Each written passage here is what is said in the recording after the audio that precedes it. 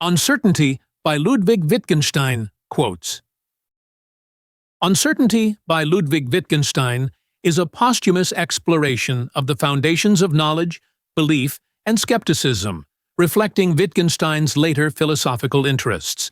Prompted by G.E. Moore's arguments on common sense, Wittgenstein probes deeply into the nature of certainty, questioning what it means to know and the extent to which we can be certain of fundamental propositions. Through a series of reflections, he examines the boundaries of doubt, the role of unquestioned beliefs in our language games, and the structures that support our perception of reality. This work captures Wittgenstein's nuanced analysis of epistemology, challenging readers to consider how deeply ingrained assumptions shape both ordinary and philosophical understanding. Quote 1. From its seeming to me or to everyone to be so, it doesn't follow that it is so. This statement emphasizes the gap between subjective perception and objective reality. Wittgenstein suggests that just because something seems a certain way, either to an individual or to a group, it does not necessarily make it true. The essence here is that appearance or consensus does not equate to certainty, and he urges us to question whether something that seems evident should be doubted or accepted without scrutiny. Quote 2. If I know something, then I also know that I know it, etc., amounts to, I know that means I am incapable of being wrong about that. Wittgenstein reflects on the nature of knowing and certainty. He critiques the idea that if someone claims to know something, they are automatically asserting an infallibility regarding that knowledge. This statement brings to light the assumption that knowledge is not just about having information, but involves an implicit claim to correctness, which itself needs to be objectively established. Quote 3. We just do not see how very specialized the use of I know is. Wittgenstein draws attention to the specific contexts in which I know is used and how often people overlook its specialized function. He suggests that the phrase carries more weight than mere casual usage might imply, and its meaning shifts depending on the circumstances, making it less universal and more context-dependent than it initially appears. Quote 4.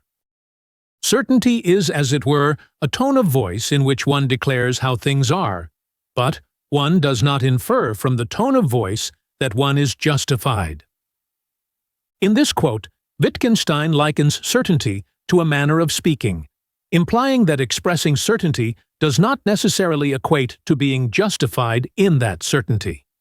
He points out that the feeling or expression of certainty might give an impression of correctness, but it does not serve as proof of being right. Quote 5.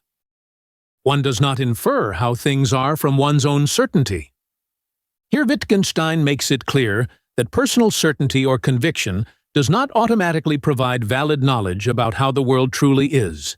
He questions the assumption that an individual's feeling of certainty can serve as evidence of objective truth, suggesting that certainty needs more than just subjective affirmation. Quote 6.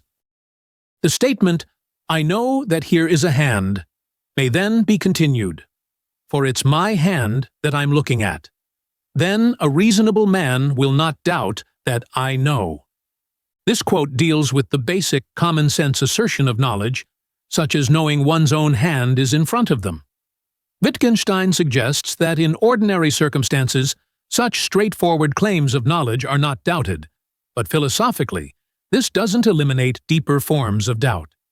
It touches on the idea that while practical doubt can be dismissed, more profound forms of skepticism may still arise. Quote 7. It would surely be remarkable if we had to believe the reliable person who says, I can't be wrong, or who says, I am not wrong. Wittgenstein expresses skepticism about the notion that reliability in a person's assertion alone should be enough for others to accept the statement without doubt. He implies that simply claiming one cannot be wrong is not enough to establish the truth. It requires something more than trust in the speaker's confidence. Quote 8. The difference between the concept of knowing and the concept of being certain isn't of any great importance at all. except where I know is meant to mean I can't be wrong.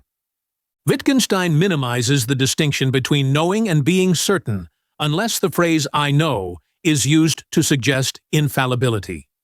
The focus is on how I know becomes problematic when it is taken to mean that there is no possibility of error, highlighting a key tension in the understanding of knowledge versus certainty. Quote 9. The idealist's question would be something like, "What right have I not to doubt the existence of my hands?" Wittgenstein refers to the radical skepticism of idealism, which questions even the most basic certainties, like the existence of one's hands.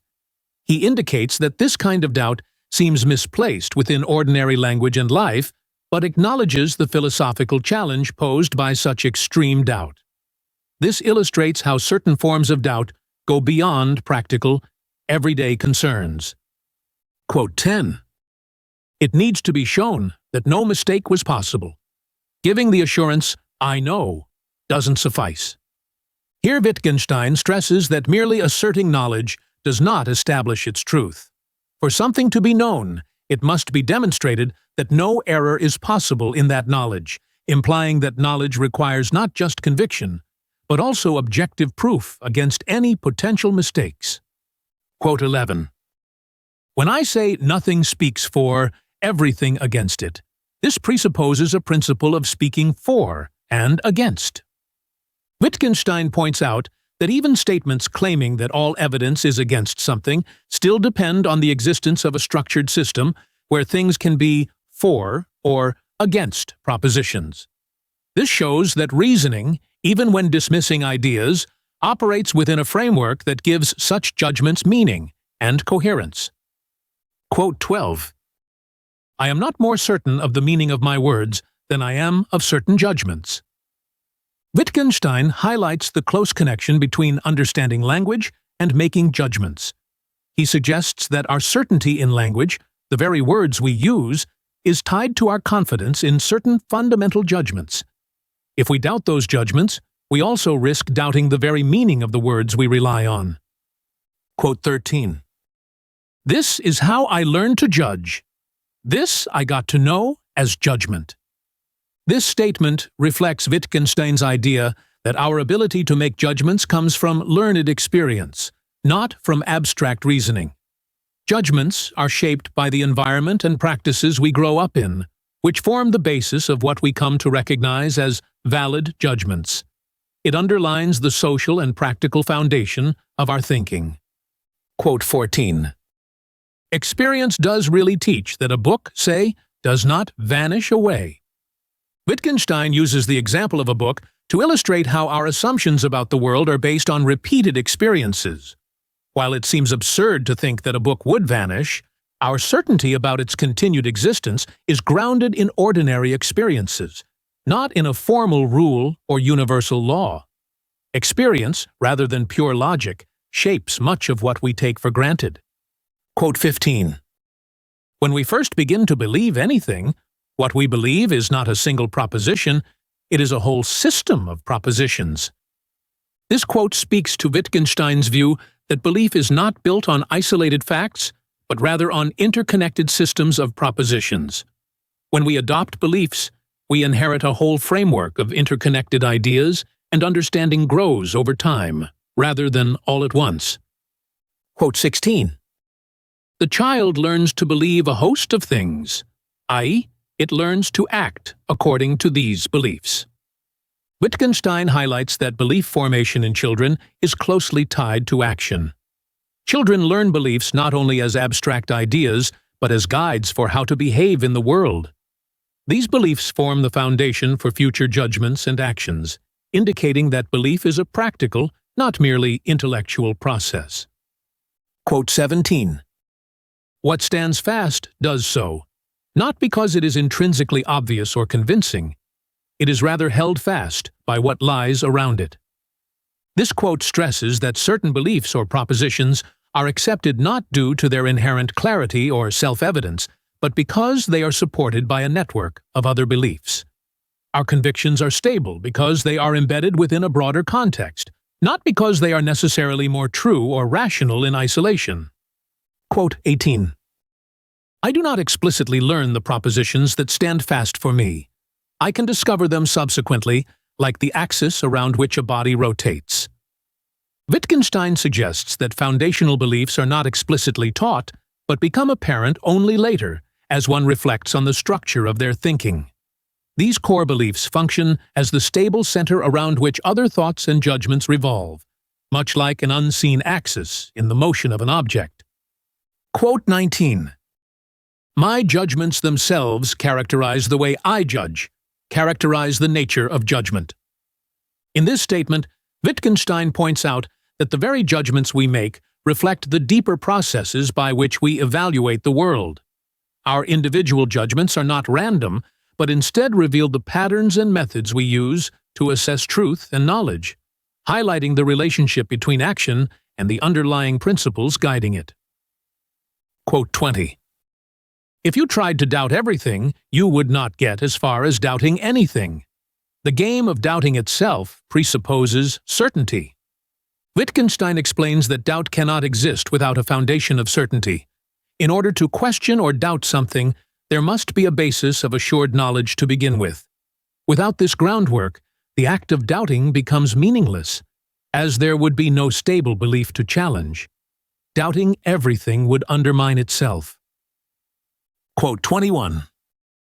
At the foundation of well-founded belief lies belief that is not founded. This statement underscores that not all beliefs are grounded in evidence or reasoning. Some foundational beliefs, which serve as the basis for other well-supported beliefs, are simply accepted without further justification. These unquestioned beliefs form the core of our understanding, upon which more complex reasoning and knowledge are built.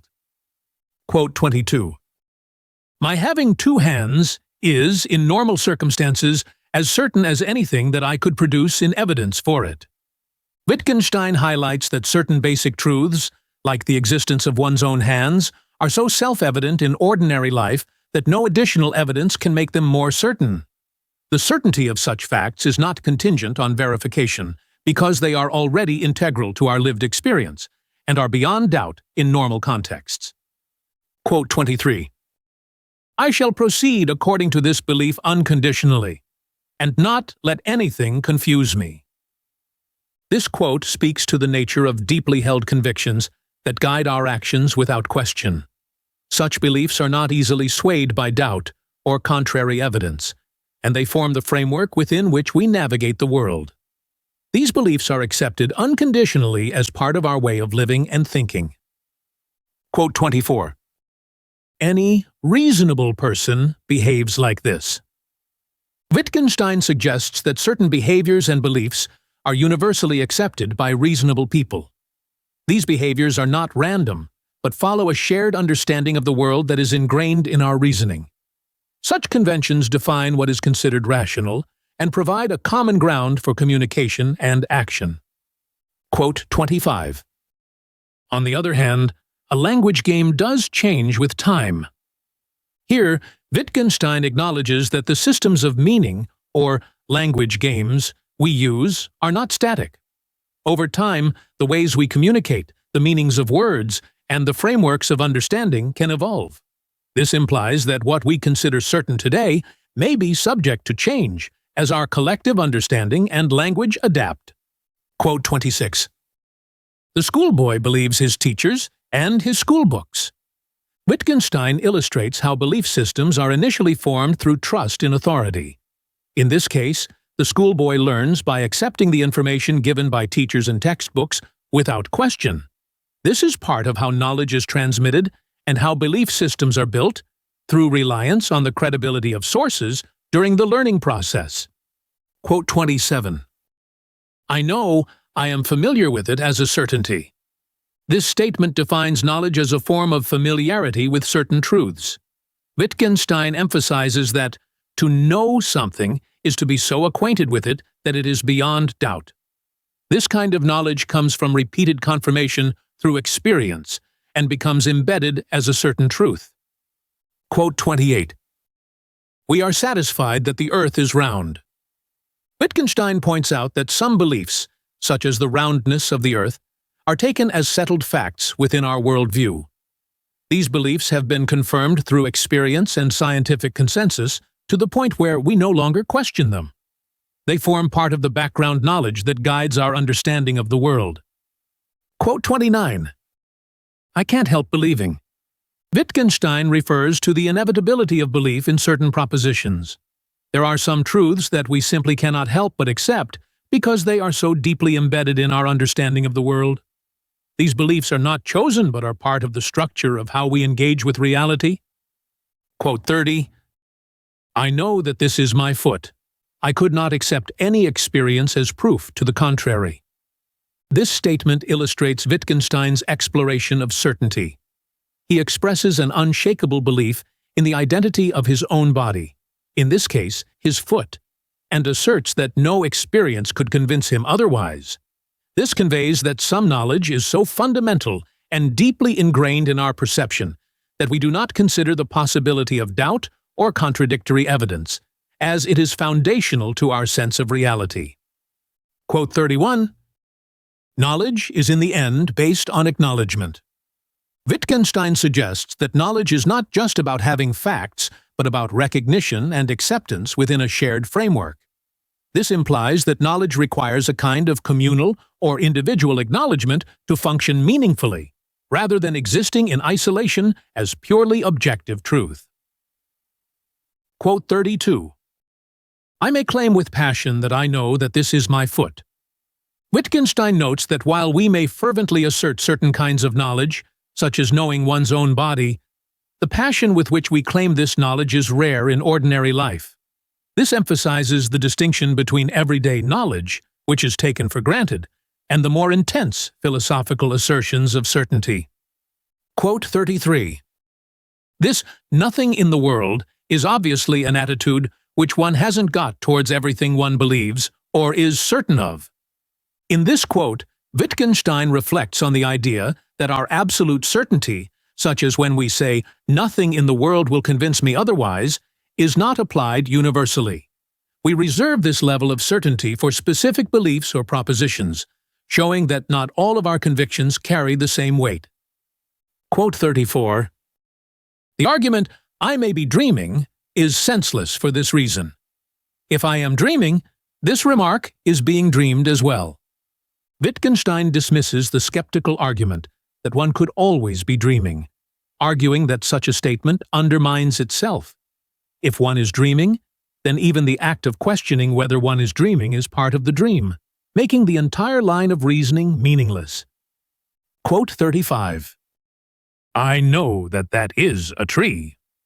Wittgenstein points out that such simple statements of knowledge are common in ordinary language, but carry little philosophical significance. They are used in practical contexts where doubt is not relevant.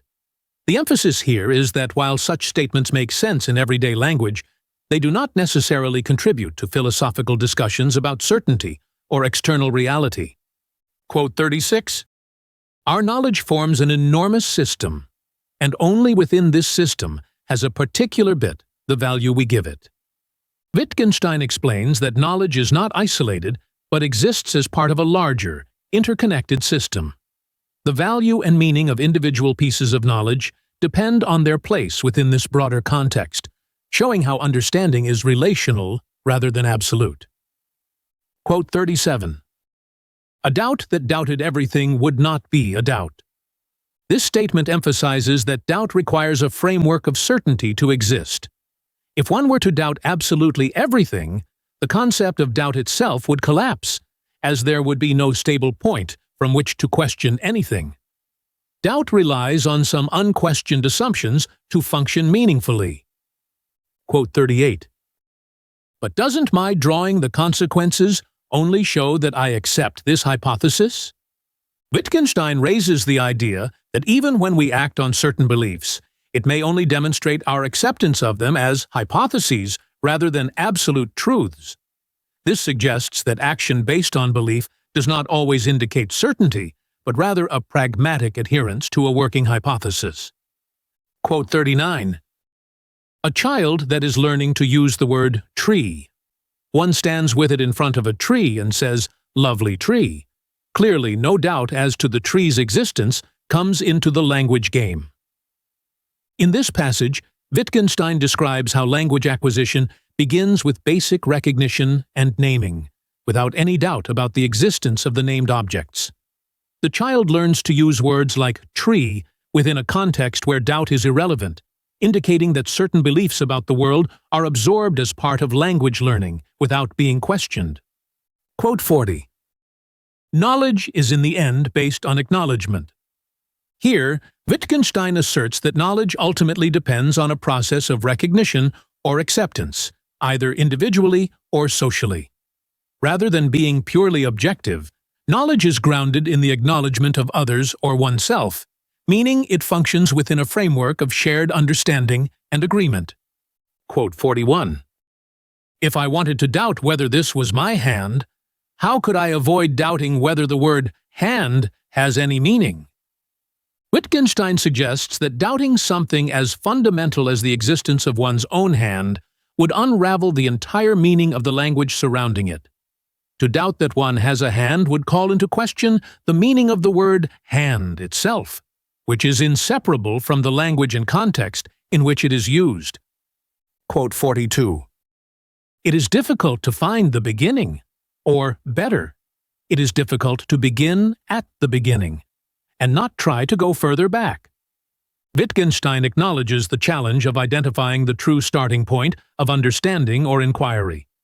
Often, in seeking the foundation of knowledge, one is tempted to keep looking further back, yet there must be a stopping point, a place where investigation begins and further questioning ceases. Quote 43. For what reply does one make to someone who says, "I believe it merely strikes you as if you knew it"? Wittgenstein raises a challenge to the concept of knowledge, asking how one responds to someone who questions the certainty of knowledge by suggesting that it merely feels like knowledge. This underscores the difficulty in distinguishing between belief and knowledge, especially when confronted with skeptical challenges. Quote 44. You must bear in mind that the language game is, so to say, something unpredictable. I mean, it is not based on grounds. It is not reasonable or unreasonable.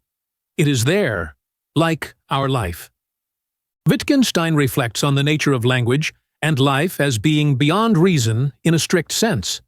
The language game, which underpins communication and understanding, is not founded on logical principles or justifications. It simply exists as a part of human life, embedded in our practices and interactions. Quote 45. I really want to say that a language game is only possible if one trusts something. This quote highlights the necessity of trust in language and communication. For a language game to function, there must be some foundational trust, whether in the meanings of words, in others' statements, or in the world itself. Without such trust, communication and understanding would collapse. Quote 46. Moore has every right to say he knows there's a tree there in front of him. Naturally, he may be wrong, but whether he is right or wrong in this case is of no philosophical importance. Wittgenstein points out that Moore's claim to know that a tree is in front of him is perfectly reasonable in ordinary language. However, whether Moore is right or wrong has no deep philosophical significance, because such basic claims of knowledge are not where philosophical inquiry typically resides. They function within everyday language games, rather than in the realm of profound philosophical questioning. Quote 47. When a child learns language, it learns at the same time what is to be investigated and what not. Wittgenstein emphasizes that in the process of language acquisition, children also learn the boundaries of inquiry. They understand what questions make sense within the language game and what things are accepted without needing investigation. This shows how language shapes not only communication, but also how we perceive reality and decide what is worth questioning. Quote 48. I have no grounds for not trusting them, and I trust them. I know how such books are produced, or rather, I believe I know. In this quote, Wittgenstein reflects on the nature of trust in knowledge systems, such as scientific textbooks. He admits that while we rely on these sources of information, the belief in their accuracy often comes from an incomplete understanding of their production process. This illustrates how much of what we accept as knowledge is based on trust rather than direct experience. Quote 49. There is always the danger of wanting to find an expression's meaning by contemplating the expression itself, and the frame of mind in which one uses it, instead of always thinking of the practice. Here, Wittgenstein warns against trying to understand language solely by reflecting on words and their meanings in isolation. He argues that true meaning is found in the practical use of language within specific contexts, highlighting the importance of considering how expressions function in real-world interactions rather than as abstract ideas. Quote 50. At the end of reasons comes persuasion. Wittgenstein suggests that after presenting all possible reasons and arguments, what remains is the act of persuasion. This acknowledges that reasoning can only go so far in convincing others, and sometimes belief or agreement is a matter of persuasion beyond rational argumentation. Quote 51. A doubt without an end is not even a doubt. Wittgenstein explains that for doubt to be meaningful, it must be limited and resolvable. If doubt extends infinitely, it ceases to function as a useful concept, and instead becomes a kind of paralysis. This highlights the necessity of boundaries in both doubt and inquiry, showing that some things must be accepted to make sense of the world. Quote 52. But if he trusts me, he will not only accept my information, he will also draw definite conclusions from my conviction as to how I shall behave. In this passage, Wittgenstein discusses the role of trust in communication. He explains that when someone accepts what another person says, they do so not only because of the information itself, but also based on their belief in the speaker's conviction. This trust extends to predictions about the speaker's future behavior, showing how deeply intertwined trust and knowledge are. Quote 53. I cannot seriously suppose that I am at this moment dreaming. Wittgenstein dismisses the idea that one can seriously doubt being awake. Even if one were dreaming and claimed to know it, that statement would be no more meaningful than if it were true in reality. This addresses the skeptical argument that one could always be dreaming, suggesting that such doubt is not productive or serious within the framework of ordinary life. Quote 54. I can't be making a mistake about this, even if I am in error. Wittgenstein touches on the paradox of certainty. He explains that someone can be absolutely certain about something, even if, objectively, they are wrong. This highlights the distinction between subjective conviction and objective truth, showing how language allows us to express certainty even when we are mistaken. Quote 55.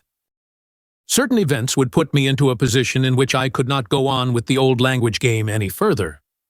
Wittgenstein acknowledges that certain experiences or events can disrupt the continuity of our understanding or our participation in familiar language games. These moments force us to rethink or even abandon our previous certainties, illustrating how external factors can challenge the stability of our beliefs and communication. Quote 56. It is simply the normal case to be incapable of mistake about the designation of certain things in one's mother tongue. Wittgenstein points out that in everyday language use, particularly in one's native language, certain statements are made with such confidence that the idea of being mistaken doesn't arise. This reflects how foundational and automatic some knowledge is within the framework of ordinary life, showing how language shapes and reinforces certainty. On Certainty by Ludwig Wittgenstein concludes with a profound re-evaluation of certainty, suggesting that what we call knowledge often rests on assumptions we are incapable of doubting. Wittgenstein illustrates that certainty is less about empirical proof than it is about the practices and language games within which such beliefs are unchallenged. He shows that our understanding of reality is shaped by an interconnected web of unquestioned assumptions that give rise to what we consider rational thought. Ultimately, On Certainty leaves readers with a subtle but transformative view of how certainty, belief, and language intertwine to shape human experience.